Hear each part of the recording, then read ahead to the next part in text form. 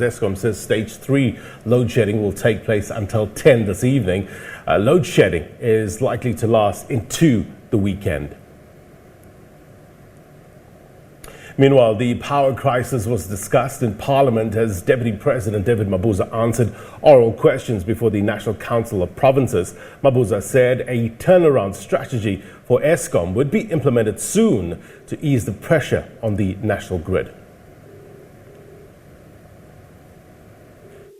Plant breakdowns, age-old and ill-maintained infrastructure have been attributed to stage 4 load shedding that continues to plague the country. The rolling power cuts have caused a furore among South African citizens who have called on the government to fix the crisis at the ailing state-owned enterprise. Members of Parliament did not hold back in grilling the Deputy President over issues at Eskom. But Deputy President David Mabuza says the nation must believe that there is a silver lining. South Africans must be confident that we're going to get out of this problem. Why am I saying so? Is that there's a new build program. Now, the build program allows the introduction of additional capacity. Now, this additional capacity will come from Medupi and Kusile. We're going to see Medupi coming into operation, into the system.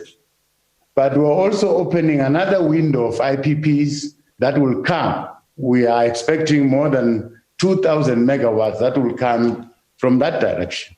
And we hope that will stabilize the pressure that is on the system and allow us to fix these old power stations and give ourselves time to fix them. Some probably will be taken out of the system and be replaced.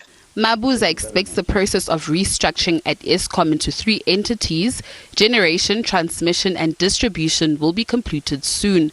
The timeline can take up to 2022.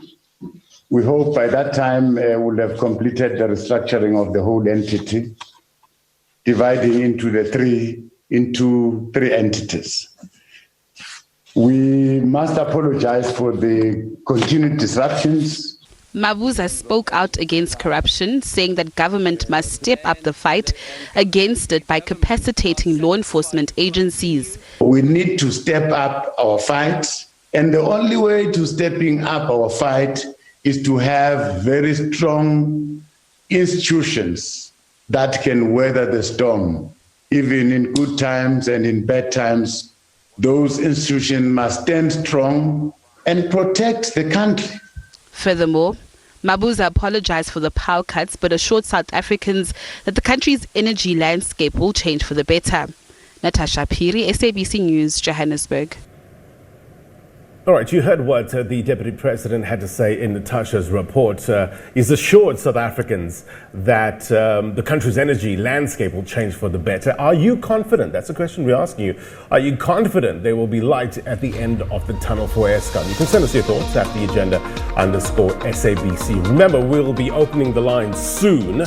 078 799 4480. That's the number on your screen. 078 799 4480. Keep the number handy. I'll let you know when we're going to open the lines. We're also running a poll as well. On our question, on our poll, it focuses on energy supply. And we'd like to gauge, I guess, your frustration levels with regards to the current situation. One hand, we're dealing with COVID-19. Next, we're dealing with load shedding. You know, where are you? Where's your head and your heart with regards to the current situation? Does it matter to you whether we're in load shedding stage 1 or 4? Send us your thoughts at the agenda_SABC. We'll take a look at them in a short while. All right, so I want to get some analysis, some perspective, and to talk more about the challenges faced by Eskom is Energy Analyst Ted Blom. Ted, thank you very much indeed for your time. Good morning. Look, so from what I've gathered from Sikonati Manchancha, Eskom spokesperson, yesterday, today is day 15 of load shedding this year. And we're asking our viewers a question this morning. Are they confident there will be light at the end of the tunnel for Eskom? So let me throw that question to you first up. What do you reckon? Okay, so my view, and it's pretty plain, is that Eskom it's not capable of putting itself up by its bootstrings under the current scenario. They desperately need additional imported power. Our neighbors can't give us imported power. So we have to import via power barges or similar barges or similar units for at least an amount of 5 gigawatts to give Eskom space to actually take units down and pick them up properly. At the moment, they're just doing copy and paste. They're not fixing up the units properly.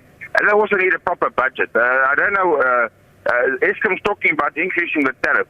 Increasing the tariff is not the way to go. The shareholder must provide an extra amount of budget so that they have the money to do a proper job. At the moment, they're just skimping. They haven't got a proper budget. And as far as the leadership's pipe dream, that they can fix everything within 12 months, and now yesterday I heard at Parliament they said 24 months. I mean, that remains a pipe dream. I think the people that are making these judgment calls don't have enough experience at Eskom. Well, deep engineering experience. They will argue that they are working tirelessly to get this right. As you put it, though, copy and paste. Manchansha saying yesterday it's been, 13 years that we have had this problem.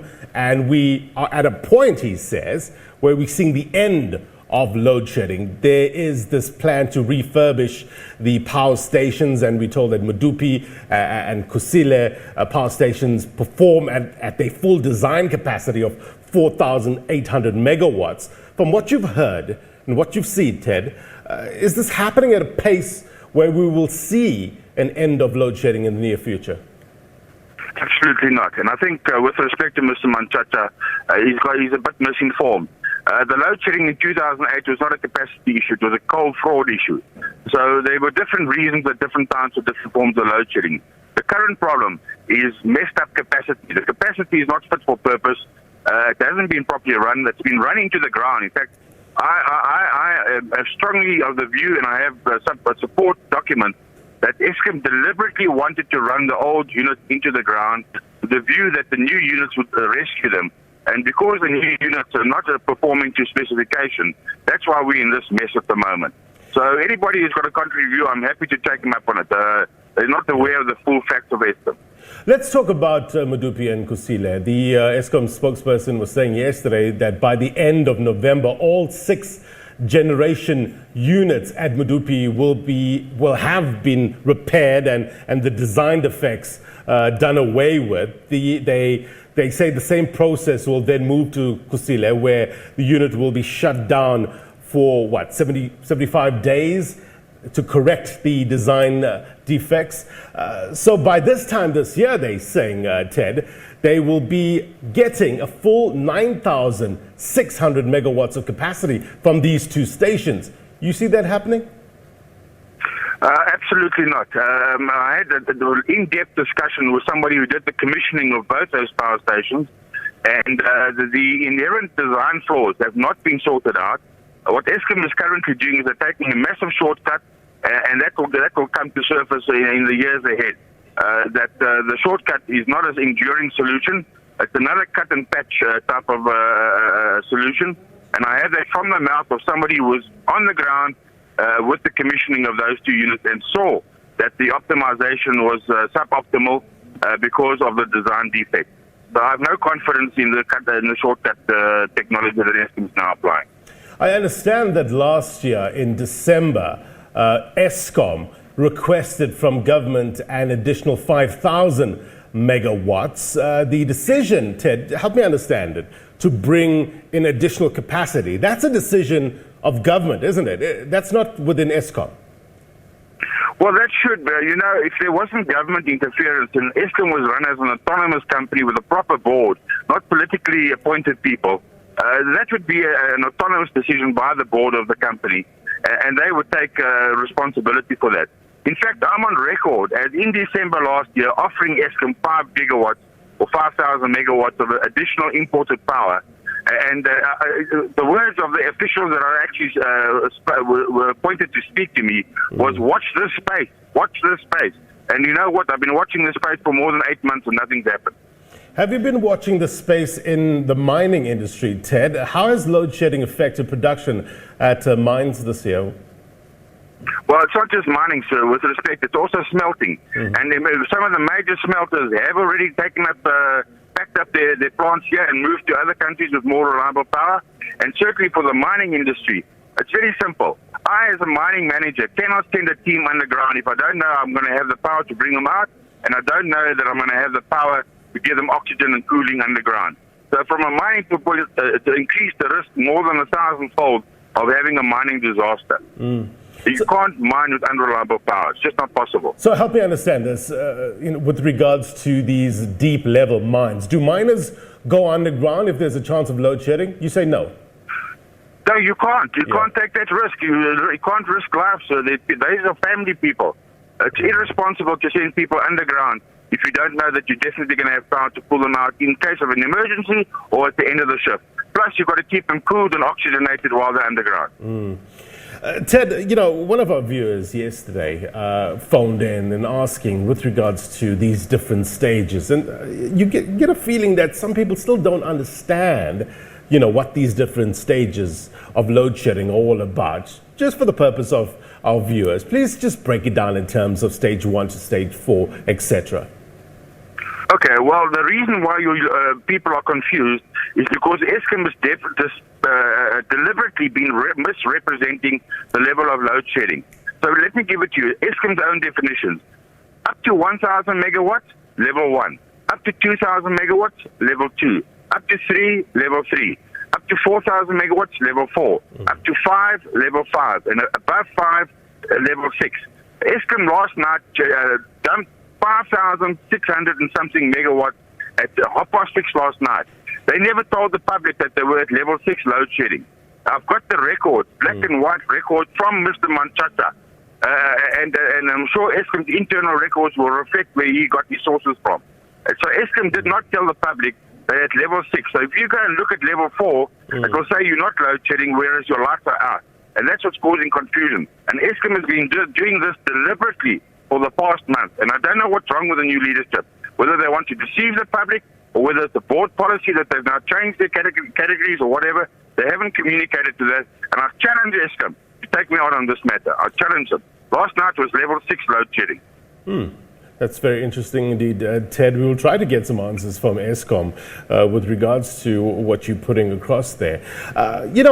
In terms of business, in terms of industry, in terms of the mining industry, as we were talking about, would you prefer a more detailed unit-by-unit information on their website? So I guess business can kind of see in terms of transparency what they can expect for the day ahead. Would that be possible? Look, that is done by utilities around the world. I challenged Mr. Overalso about that at a conference in Stellenbosch in March.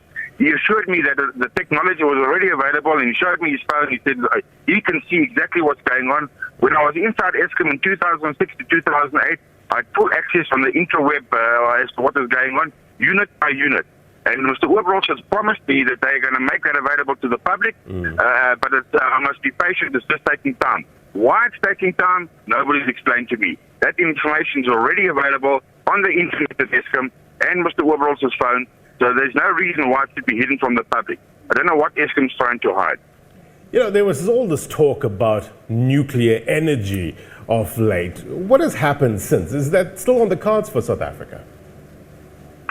Look, I think the fact of the matter is I would fully support a transparent and proper tender process for for nuclear capacity. I'm a big favorite of nuclear, especially the small embedded nuclear systems, which are about 200 megawatts.